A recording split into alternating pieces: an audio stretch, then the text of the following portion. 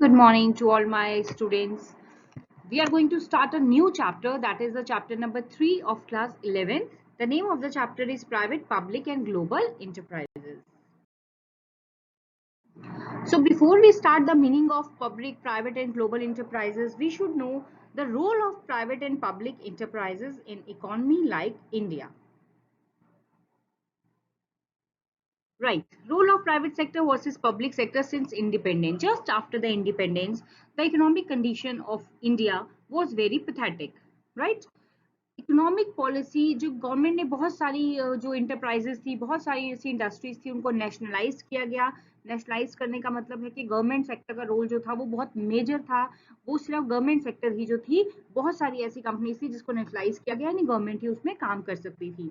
तो economic policy 1948 and 1956 assign dominate role to public sector, यानी जो हमारी इकोनॉमिक पॉलिसीज बनाई गई इन हमारे इंडिपेंडेंट इंडिया की, द फर्स्ट इकोनॉमिक पॉलिसी वो फॉर्म्ड इन 1948 और 1956 में भी हमारी जो इकोनॉमिक पॉलिसी थी, they were revolving around the public sector, यानी पब्लिक सेक्टर जो होता है वो गवर्नमेंट को डिनोट करता है।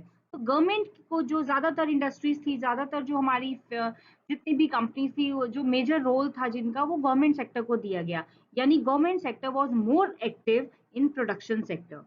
The entry of private sector was restricted by various license limit। और जो प्राइवेट सेक्टर था, प्राइवेट सेक्टर कौन होता है?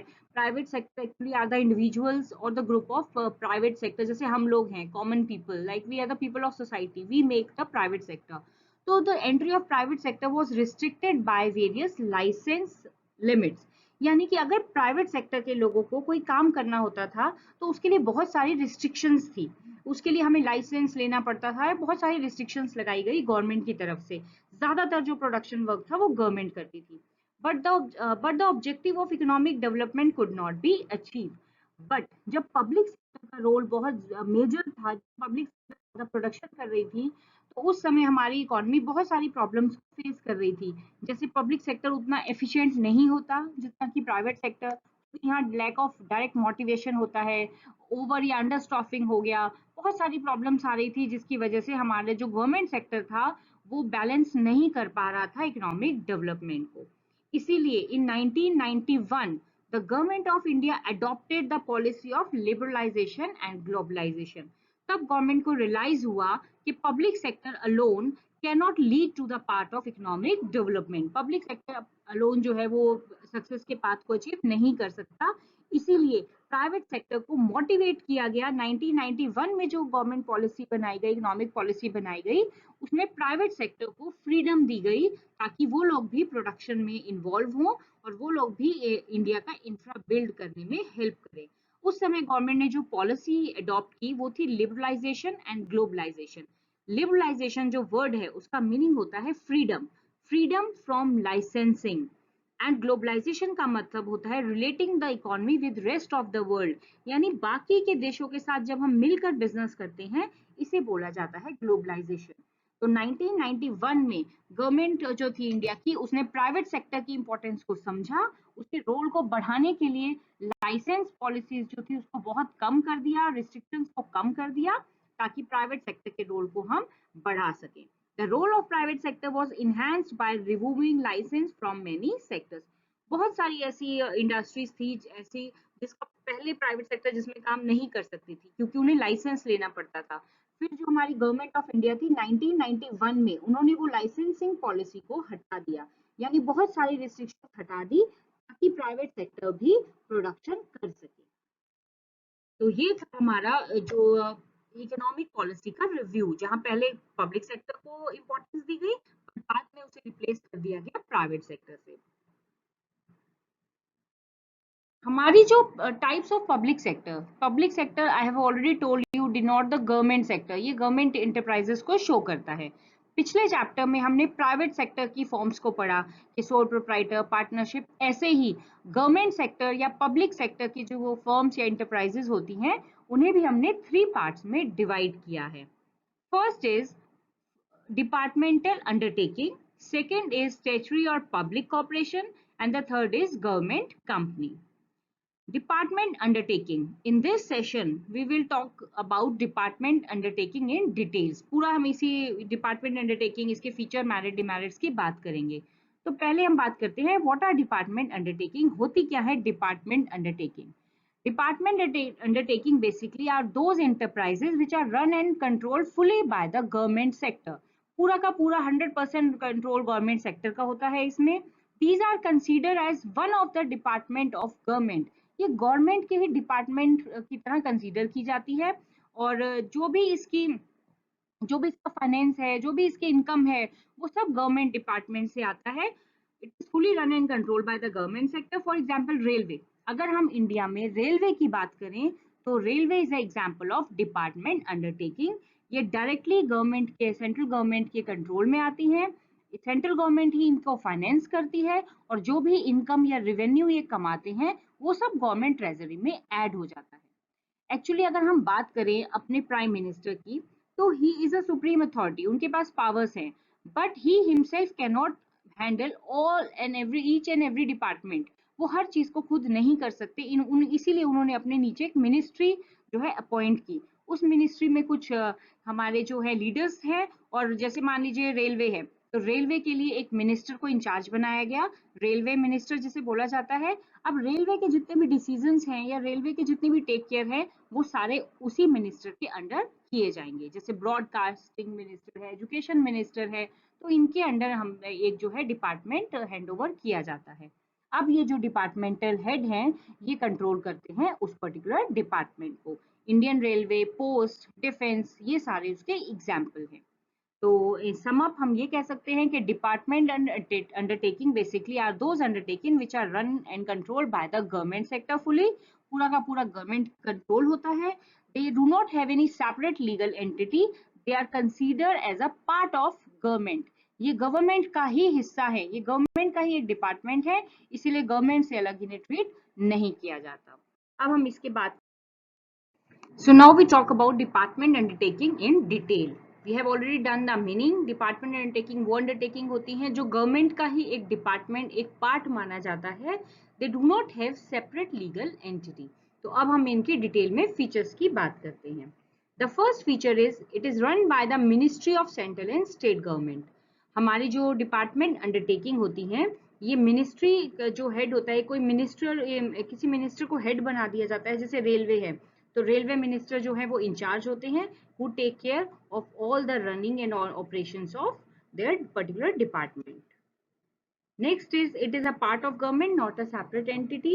हमारी डिपार्टमेंट जो है वो गवर्नमेंट का ही एक पार्ट होता है, इसका कोई रजिस्ट्रेशन नहीं होता, इसीलिए इसकी कोई सेपरेट एंटिटी नहीं होती. Third, finance from annual budget of the government. इसका जो फाइनेंस है वो गवर्नमेंट एनुअल बजट से आता है. यानी जब गवर्नमेंट अपना बजट डिक्लेयर करती है, आपने देखा होगा गवर्नमेंट अपना बजट हर साल डिक्लेयर करती है, तो उसमें फंड्स रखे जाते हैं इन डिपार्टमेंट्स के लिए भी. जैसे रेलवे के लिए फंड या डिफेंस के लिए फंड्स, तो इनके लिए अलग से फंड्स का प्रोविजन किया जाता है. Next is revenue are deposited in government treasury. जो भी इनकम, जो भी रेवेन्यू ये अंडरटेकिंग्स अर्न करती हैं, वो सारे रेवेन्यू जो है गवर्नमेंट ट्रेजरी में डाल दिए जाते हैं, गवर्नमेंट की इनकम को बढ़ाते हैं. Next, the employees of these undertaking are civil servant.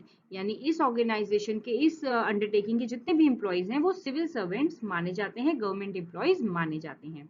Next, these undertaking are under direct control of department head who is accountable to concerned minister. यहाँ जो अकाउंटेबिलिटी है, जो मिनिस्टर है, मान लीजिए कि जो डिपार्टमेंट का हेड है वो किसको आंसर करेगा, वो मिनिस्टर को मिनिस्टर को आंसर करेगा, कंसर्न मिनिस्टर को. जो रेलवे मिनिस्टर है मान लो, तो उसको इंफॉर्मेशन देगा. और जो रेलवे मिनिस्टर है वो किसको अकाउंटेबल होगा, वो पब्लिक को अकाउंटेबल होगा, क्योंकि यहाँ पब्लिक का पैसा यूज हो रहा है, पब्लिक एनुअल बजट के थ्रू पब्लिक का ही पैसा यहाँ आ रहा है. तो इस तरीके से यहाँ अकाउंटेबिलिटी सबकी फिक्स होती है. And the last, these can be sued in same manner as one can file a suit against government. यानी कि इसके अगेंस्ट भी केस किया जा सकता है. जैसे गवर्नमेंट के अगेंस्ट में केस किया जा सकता है, ऐसे ही डिपार्टमेंट अंडरटेकिंग के अगेंस्ट भी केस किया जा सकता है. So these were the features of department undertaking. I hope these features are clear to you. Now we talk about the merits and demerits of department undertaking. First we talk about its merits, and then we will talking about its demerits. So we will talk about merits first. Easy formation, department undertaking को बनाने के लिए किसी भी registration की जरूरत नहीं होती, ये गवर्नमेंट का ही एक डिपार्टमेंट है, तो इसकी फॉर्मेशन जो है वो इजी है। सेकंड, इफेक्टिव कंट्रोल, ये जो डिपार्टमेंट अंडरटेकिंग होती है सेंट्रलाइज्ड कंट्रोल होती है, गवर्नमेंट का इसके ऊपर फुल कंट्रोल होता है, इसीलिए इनका जो कंट्रोल है वो इफेक्टिव कंसीडर किया जाता है। Third, optimum utilisation of funds, इनकी जो फंडिंग है या इनको जो पैसा आता है वो एनुअल बजट के थ्रू इन्हें दिया जाता है, वो उस फंड्स के ऊपर प्रॉपरली फिर जो है उसको फंड्स की अकाउंटेबिलिटी फिक्स की जाती है, उन फंड्स के ऑडिट किया जाता है, यानी वो पैसा कहाँ यूज हुआ, तो इसीलिए उन फंड का ऑप्टिमम यूटिलाइजेशन होता है। नेक्स्ट, अकाउंटेबिलिटी, अकाउंटेबिलिटी का मतलब होता है आंसरेबिलिटी, जवाबदेही। तो यहाँ जो भी फंड्स जा रहे हैं या जो भी पैसा लग रहा है, कंसर्न मिनिस्टर जो है वो अकाउंटेबल होता है, उसे जवाब देना पड़ता है अपने डिपार्टमेंट के सक्सेस या फेलियर का। आपने बहुत सारे एग्जाम्पल ऐसे देखे होंगे, पास्ट में ऐसा हो भी चुका है कि मान लीजिए रेलवे मिनिस्टर हैं और अगर रेलवे में बहुत सारे स्कैम हुए या फिर एक्सीडेंट हुए तो कई बार रेलवे मिनिस्टर जो है वो रेजिग्नेशन भी उनसे मांगा गया, तो ये उसका एक एग्जाम्पल है। यानी अकाउंटेबिलिटी जो है, जो आंसरेबिलिटी है, वो पब्लिक की हो, पब्लिक को इन्हें आंसर देना पड़ेगा कि इनकी सक्सेस और फेलियर के क्या रीजंस हैं। पब्लिक रेवेन्यू, जो भी इनका इनकम है वो गवर्नमेंट ट्रेजरी में ऐड कर दिया जाएगा, यानी वो पब्लिक रेवेन्यू को इंक्रीज करेगा। Next is secrecy, high level of secrecy is maintain, यहाँ गवर्नमेंट जो होती है वो जरूरी नहीं है कि वो सारे मैटर्स जो है इंपॉर्टेंट उनको डिस्क्लोज करे, जैसे डिफेंस है, यानी कि हमारी सुरक्षा से रिलेटेड जितने भी मैटर्स हैं उन्हें जो है वो हायर कॉन्फिडेंशियल रखा जाता है, उन्हें सबके साथ शेयर नहीं किया जा सकता, तो यहाँ पर सीक्रेसी भी मेंटेन की जाती है। Now will talk about the demerits. The first is inflexibility, ये जो हमारी पब्लिक अंडरटेकिंग, ये जो गवर्नमेंट अंडरटेकिंग्स हैं हमारी, ये बेसिकली काम करती हैं गवर्नमेंट के अंदर, यहाँ पे पार्लियामेंट का पूरा कंट्रोल होता है, तो इसीलिए इसमें चेंजेस लाना जो है इतना इजी नहीं होता, तो इनफ्लेक्सिबल होती है। इनफ्लेक्सिबल मतलब which can not be change easily. Second, lack of motivation, यहाँ एक्चुअली जो भी प्रमोशन होते हैं वो होते हैं किसके बेसिस पे, वो होते हैं सीनियरिटी के बेसिस पे, एफर्ट्स के बेसिस पे प्रमोशंस नहीं होती, प्रॉफिट मैक्सिमाइजेशन इनका एम नहीं होता, इसलिए यहाँ पे काम करने वालों को मोटिवेशन जो है वो नहीं मिलता। Next, lack of financial autonomy, इसका मतलब ये है कि मैनेजमेंट जो लोग करते हैं उनके हाथ में पावर्स नहीं होती, ऑटोनॉमी का मतलब है फ्रीडम, उनके हाथ में फ्रीडम नहीं है, they don't have the freedom to take the decision, उन्हें बात बात के लिए कंसर्न मिनिस्टर से परमिशन लेनी पड़ती है, तो यहाँ फ्रीडम ना होने की वजह से प्रॉब्लम क्रिएट होती है। Next point is inefficient management. The department undertaking are managed by the government officials. These officials are overburdened with the paperwork. They spend maximum time to answer the queries from parliament or minister. They can be transferred anytime. As a result, they have less sense of responsibility and efficiency. इसका मतलब ये हुआ कि यहाँ पे जो paper work है वो बहुत ज्यादा है, पार्लियामेंट का इंटरफेरेंस बहुत ज्यादा है, तो ये काम का बर्डन और अंडर स्टाफिंग होती है, जिसकी वजह से इनकी जो मैनेजमेंट है वो इनएफिशिएंट होती है। And the last one is red tapism and bureaucracy.